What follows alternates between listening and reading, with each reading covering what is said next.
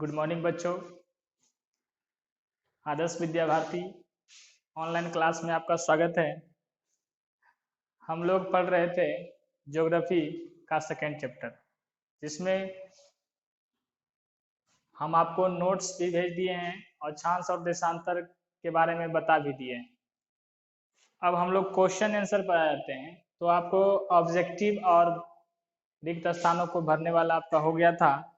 आज हम लोग चलेंगे लघुतरीय प्रश्न। लघुतरीय प्रश्न में पहला क्वेश्चन है, ग्लोब क्या है? लघुतरीय प्रश्न।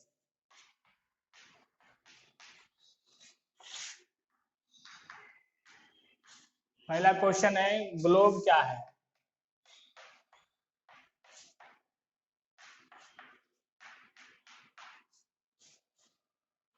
ग्लोब के बारे में आपको बता दिए थे हम। थोड़ा सा आपको नोट्स में भी लिखा हुआ है कि ग्लोब क्या है। ग्लोब के बारे में बताया था कि पृथ्वी के प्रतिरूप है, संसार का मानचित्र वाली एक गोल वस्तु है जिसे हम ग्लोब कहते हैं। लघुतरीय में ज्यादा शब्दों में उत्तर नहीं देना, जितना पूछा जा रहा है उतना ही देना है। दूसरा क्वेश्चन है, अक्षांश और देशांतर की उपयोगिता क्या है? अक्षांश और देशांतर रेखाओं की क्या उपयोगिता है? तो यहाँ लिखना है आंसर में कि अक्षांश रेखा से किसी स्थान का पता लगाया जाता है और उससे तापमान का पता लगाया जाता है कि किस क्षेत्र, पृथ्वी का किस क्षेत्र सबसे गर्म है, किस क्षेत्र पर तापमान ज्यादा है, कहाँ ठंडा है और कहाँ सामान्य तापमान है। तो अक्षांश रेखा से किसी स्थान का पता लगाया जा सकता है, तापमान का पता लगाया जाता है और देशांतर रेखा से किसी स्थान का समय ज्ञात किया जाता है। देशांतर रेखा से किसी स्थान का क्या किया जाता है? समय ज्ञात किया जाता है। दूसरा क्वेश्चन है, भारत का मानक अमोत्तर क्या है? तो आपको बताए थे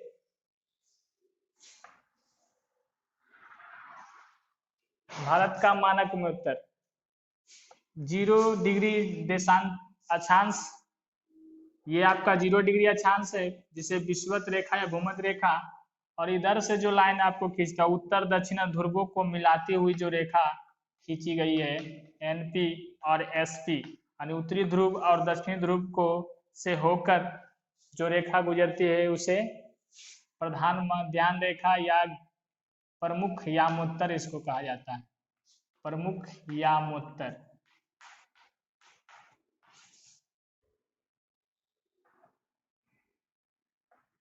तो कह रहा पूछ रहा भारत का प्रमुख यामोत्तर क्या है?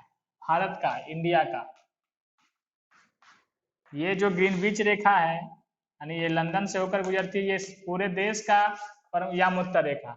इससे ही पूर्व और पश्चिम समय ज्ञात किया जाता है।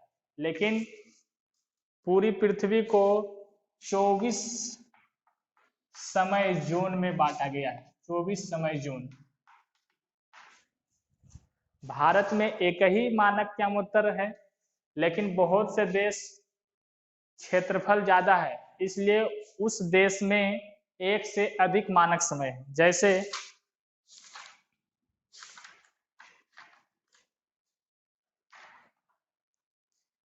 जैसे रूस का क्षेत्रफल की दृष्टि से सबसे बड़ा देश है रूस।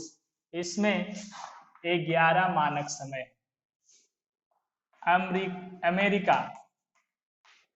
अमेरिका में 4 मानक समय। कनाडा में 5 मानक समय, जबकि भारत में 1 मानक समय है। यही मानक समय जिसका मान है 82 डिग्री 30 मिनट पूर्वी देशांतर। इसका मान कितना है? 82 डिग्री पूर्वी, 82.5 डिग्री भी बोल सकते हैं। 82.5 डिग्री पूर्वी देशांतर, यानी कहने का मतलब है कि एक भारत का हम अक्षांशीय और देशांतरीय विस्तार जानते हैं। 0 डिग्री के बाद यहाँ से 8 डिग्री 4 मिनट फिर उत्तरी अक्षांश में 37 डिग्री 6 मिनट बताए थे। ये आपका इंडिया का अक्षांशीय विस्तार है। फिर एक देशांतर रेखा जो इसको पश्चिम में टच करेगी, फिर दूसरा देशांतर रेखा इसको पूरब में टच करेगी। ये दोनों देशांतर का मान है एक 68 डिग्री 7 मिनट और दूसरा देशांतर है 97 डिग्री 25 मिनट। भारत का ये देशांत अक्षांशीय विस्तार है 8 डिग्री 4 मिनट उत्तर से उत्तर, 37 डिग्री 6 मिनट उत्तरी अक्षांश। देशांतरीय विस्तार 68 डिग्री 7 मिनट पूर्वी देशांतर, 97 डिग्री 25 मिनट पूर्वी देशांतर। ये देशांतर है। तो इस देशांतर से बताए थे भारत का मानक समुद्र कैसे ज्ञात किया गया है। तो 68 डिग्री और 97 डिग्री दोनों को जोड़ने पर कितना आता है 165 डिग्री। 8 7 9 6 15 1 16 165 165 बटा 2 करेंगे तो कितना आता है 82.5 डिग्री 30 मिनट। ये बीचों बीच से जो लाइन गुजरती है इसी को कहा जाता है भारत का मानक समुद्र। इसी से कहा जाता है, इसको कहा जाते हैं IST, Indian standard time. Bharat का मानक यानी किसी देश के मध्य से होकर गुजरने वाली रेखा से समय की गणना की जाती है। इस रेखा को ही कहा जाता है क्या मानक समय। क्या कहा जाता है मानक समय। उसी तरह से रूस का क्षेत्रफल बहुत बड़ा है, इसलिए रूस में 11 मानक समय है, अमेरिका में 4 मानक समय है और कनाडा में 5 मानक समय। तो आपका क्वेश्चन कर रहा है कि भारत का मानक एवं उत्तर क्या है। तो भारत का मानक एवं उत्तर 82 डिग्री 30 मिनट पूर्वी देशांतर है, जो हम आपको बताए थे कि जो कहाँ से गुजरती है इलाहाबाद के नैनी से होकर गुजरती है। बस ज्यादा आंसर नहीं देना है। तो आंसर में आपको लिखना है क्या कि भारत का मानक एवं उत्तर 82 डिग्री 30 मिनट पूर्वी देशांतर से लिया गया है। यह इलाहाबाद के नैनी से होकर गुजरता है। सॉरी एक क्वेश्चन छूट गया है। तीसरा नंबर देख लेते हैं। अक्षांश रेखाओं के 3 समानांतरों के नाम लिखें। तो अक्षांश रेखा के 3 समांतर हम बताए थे कि 0 डिग्री जो पृथ्वी के बीचों बीच से होकर गुजरती है उसे विषुवत रेखा या भूमध्य रेखा कहते हैं। इंग्लिश में इसे इक्वेटर कहते हैं। इस 0 डिग्री रेखा से ही उत्तर और दक्षिण में बहुत सी रेखाएं खींची गई है। जैसे इधर जाएंगे तो 19, इधर भी जाएंगे तो 90, यानी टोटल 180 ये अक्षांश है। लेकिन एक 2 रेखा जो होता है ये बिंदु पर आने के बाद यहाँ इसकी दूरी बहुत छोटी आती है, इसलिए 2 रेखाओं की गिनती नहीं होती। तो टोटल अक्षांश की बात किया जाता है तो 19 इधर 19 इधर और एक बीच में है आपका 0 डिग्री। तो टोटल कितना होगा 181 आपका अक्षांश है। लेकिन अक्षांश रेखा जब आएगा क्वेश्चन में तो अक्षांश रेखा में ये दोनों जो 19 डिग्री है वो घट जाता है, क्योंकि इसकी दूरी बहुत ध्रुवों पर ये बहुत छोटी आती है, एक बिंदु मात्र हो जाता है, एक बिंदु मात्र हो जाता है। तो 181 - 2 बराबर 179। अक्षांश रेखाओं की संख्या कितना हो जाएगा 179। तो 179 अक्षांश रेखाओं में सभी का नामकरण नहीं किया गया। आपको बताए थे कि मात्र 5 रेखा है इसका नामकरण किया। उस 5 में से आपको क्वेश्चन में पूछ रहा है कि 3 गो का नाम लिखना है। तो आप लिख सकते हैं विषुवत रेखा, कर्क रेखा और मकर रेखा। नहीं तो आप लिख सकते हैं कर्क रेखा, मकर रेखा, आर्कटिक रेखा। कुछ भी आप 5 में 3 आप नाम दे सकते हैं।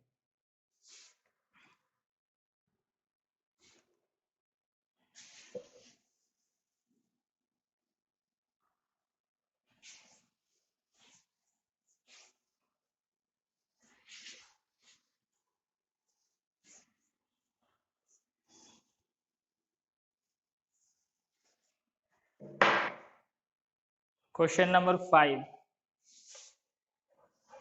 क्वेश्चन नंबर 5 है देशांतर के समानांतरों पर एक टिप्पणी लिखे। देशांतर देशांतर रेखा के बारे में आपको बताना है। देशांतर रेखा बताना है। ये आपका ध्रुव हो गया एन टी और एस टी। देशांतर रेखा पर टिप्पणी आप लिखना है, जितना आपको नोट्स में लिखाया गया है उसमें से आपको लिख सकते हैं कि देशांतर रेखा उत्तर से दक्षिण जो ध्रुवों से होकर गुजरती है, यानी वे काल्पनिक रेखाएं जो उत्तर से दक्षिण खींची गई है उसे, जो ध्रुवों से होकर गुजरती है उसे देशांतर रेखा कहते हैं। देशांतर रेखा पृथ्वी के गोल होने के कारण पृथ्वी के बीचों बीच से जो ध्रुव को मिलाती है उसे 0 डिग्री देशांतर माना गया। सभी देशों की सर्वसम्मति से, आपको बताया था कि 1884 में एक सम्मेलन हुआ था, सभी देशों की सर्वसम्मति से इस रेखा को, यानी जो लंदन के ग्रीनविच वेधशाला से होकर गुजरती है, ग्रीनविच, इसी को कहते हैं इंग्लिश में GMT। इसका नाम क्या है?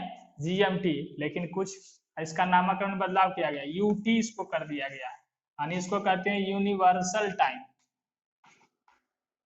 यूनिवर्सल टाइम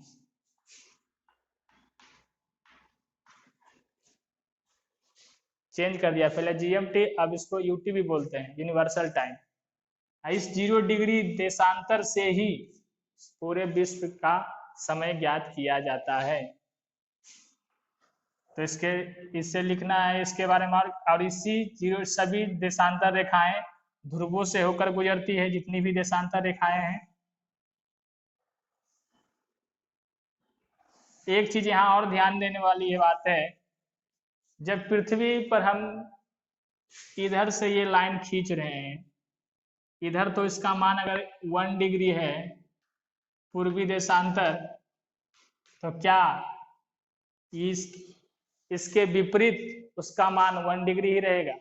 नहीं, उसका मान, अगर हम प्लेन चार्ट पर इसको फिगर बनाएंगे तो एक घर इधर जाएगा, इधर से इसके 0 डिग्री के ठीक विपरीत 180 डिग्री है, तो 180 डिग्री और 0 डिग्री ऐसे है, इधर से लाइन खींचा हुआ है तो ये 0 डिग्री है और इधर इसके विपरीत 180 डिग्री है।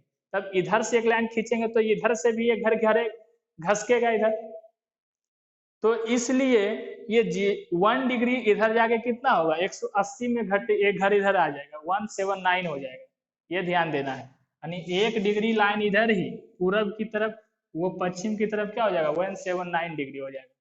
आप ग्लोब देखिएगा तो फिगर जो आपको दिया गया है PDF में, आप उसको देखिएगा कि ये लाइन 1 डिग्री है, इसके ठीक विपरीत जाने पर पश्चिमी देशांतर में उसका मान चेंज हो जाता है। जैसे उसी तरह से 0 डिग्री है इधर, तो 0 डिग्री के विपरीत कौन सी लाइन है, 180 डिग्री, जिसका इससे क्या किया जाता है, तिथि ज्ञात किया जाता है, इसीलिए इसको कहते हैं अंतरराष्ट्रीय तिथि रेखा। अंतरराष्ट्रीय तिथि रेखा। और ये 0 डिग्री को कहते हैं समय रेखा, क्योंकि इसे समय ज्ञात किया जाता है, इसलिए इसको समय रेखा कहा जाता है। क्लियर है? दूसरा यूनिवर्सल टाइम क्या है, इसके महत्व को बताएं। तो यूनिवर्सल टाइम वही बताएं कि 1884 में सभी देशों की सम्मति से, यानी जो ग्रीनविच वेधशाला से जो लाइन गुजरती है उसको 0 डिग्री देशांतर माना गया है। इससे ही पूरी पृथ्वी का पूरब और पश्चिम समय ज्ञात किया जाता है। इसका ही ग्रीनविच मीन टाइम या इसे UT कहा जाता है। इसे क्या कहा जाता है, यूनिवर्सल टाइम। इस रेखा से ही, यानी लंदन से जो रेखा गुजरी है उस रेखा से ही समय की गणना की जाती है।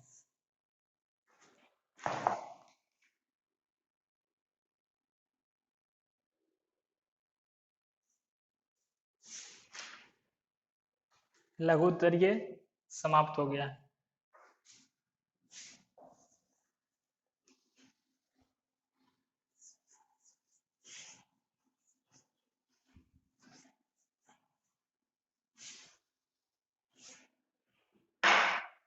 दीर्घ उत्तरीय प्रश्न, दीर्घ उत्तरीय प्रश्न में आपको नोट में ही ज्यादा आंसर आपको मिल जाएंगे।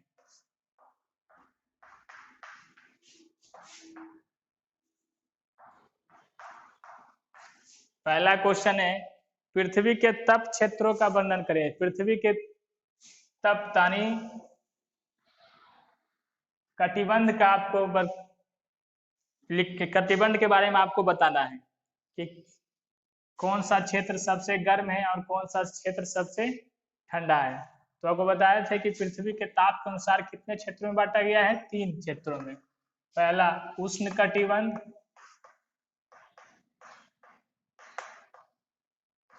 दूसरा शीतोष्ण कटिबंध,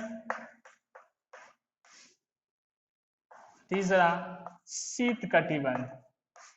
तो आपको नोट्स में आपको फिगर सहित पूरा डिस्क्राइब किया हुआ है, आप उसको लिख लेंगे। देशांतर के यामोत्तर पर एक टिप्पणी लिखना है, तो वही क्वेश्चन है फिर देशांतर के यामोत्तर पर।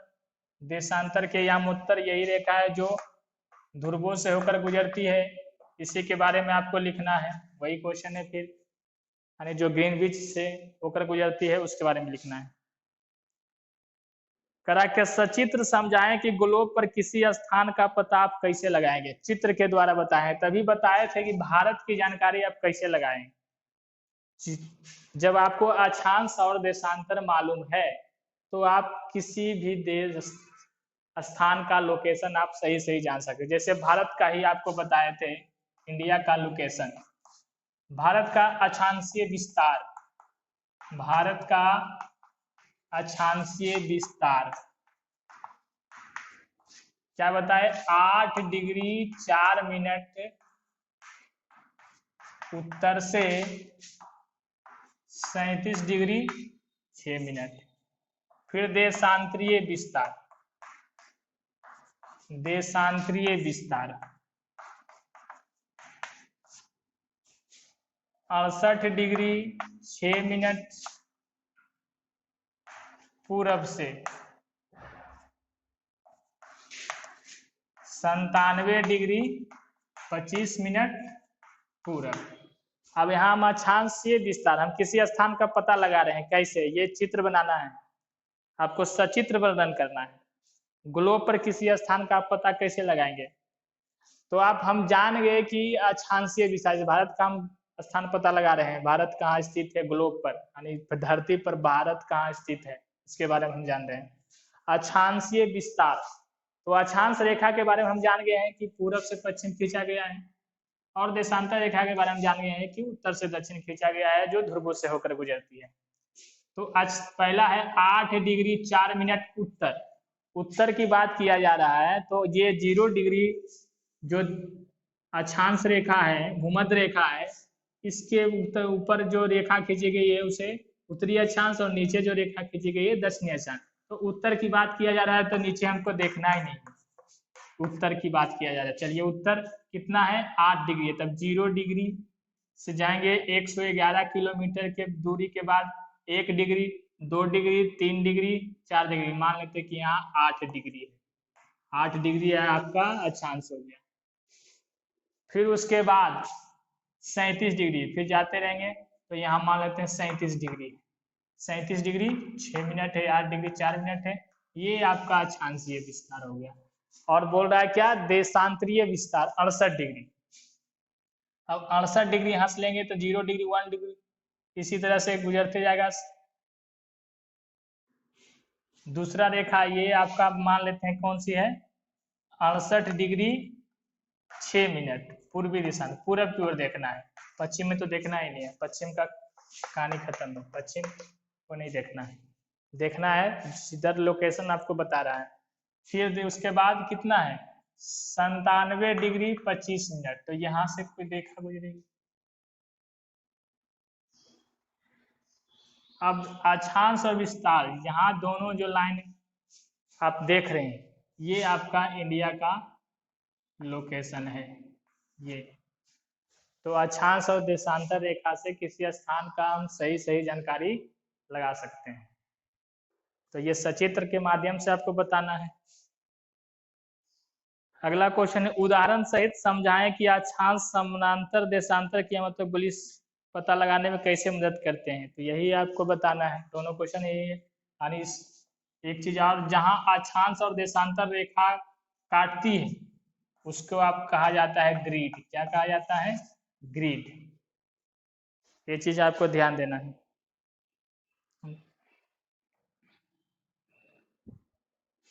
दोनों का आंसर एक ही जैसा हो जाएगा। बताएं कि भारत का मानक समय कैसे निर्धारित किया गया। तो पहले बता दें कि भारत का मानक समय कैसे निर्धारित किया गया। तो ये आपका कितना है? 68 डिग्री और ये आपका 97 डिग्री। दोनों रेखाओं के जोड़ के बीच से डिवाइड किया गया है। तो एक बीच से जो रेखा गुजर रही है उसी का मान है कितना? 82 डिग्री 30 मिनट पूरब। और इसे भारत के मानक समय, इसे भारत का मानक समय कहा जाता है। इस मानक समय से ही भारत में इसके आगे और इसके पीछे समय की गणना की जाती है।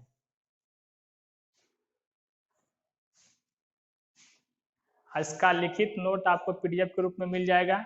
आपको होमवर्क पहले भेज दिए हैं, आप उसको अपने से रफ में बनाइएगा कि देखते हैं कितना, फिर हम जो भेजेंगे पीडीएफ उससे मिलाइएगा कि आप कितना सही बनाए हैं।